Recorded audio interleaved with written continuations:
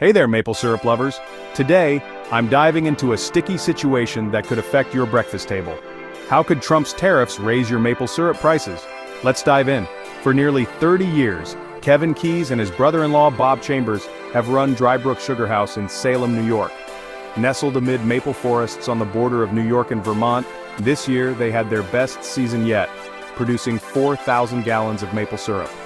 But even though American producers sell to American consumers, they haven't escaped President Trump's trade war unscathed.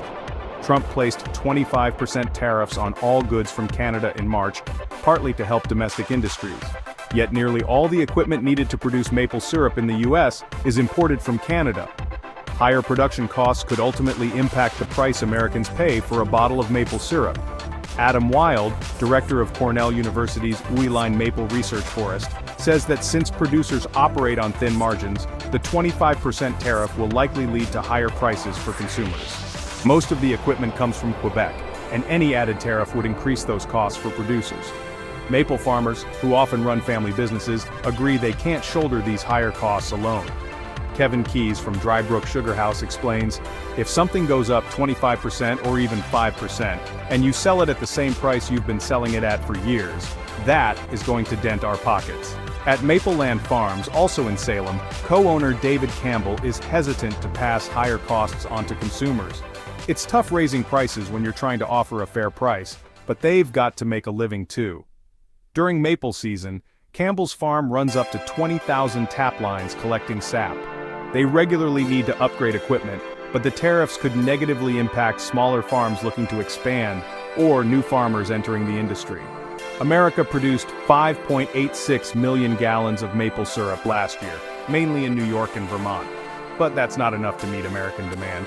The US imports about 60% of Canada's maple syrup, and maintaining that supply is crucial. David Campbell points out, we'd need more equipment and labor, which is already an issue. And with market dynamics, the cost of American-made syrup will rise in tandem with Canadian syrup prices. Quebec producers have a tight grip on prices through their strategic reserves, often called the OPEC of maple syrup. They store more syrup than the US produces in a year, and they control supply and prices effectively. In February, the International Maple Syrup Institute urged the U.S. Agriculture Secretary against imposing tariffs, fearing it would harm U.S. producers and burden consumers. The USDA thanked them but didn't address their concerns. With tariff talks changing week to week, all these farmers can do is hold steady and wait to see how the trade war trickles down to their family farms. Kevin Keyes remains resolute, saying, if tariffs go in place on syrup, we'll have to raise the price based on that. So next time you're pouring that sweet golden syrup, remember the journey it took and the challenges faced by the producers. Thanks for watching, and don't forget to hit that like button and subscribe for more updates.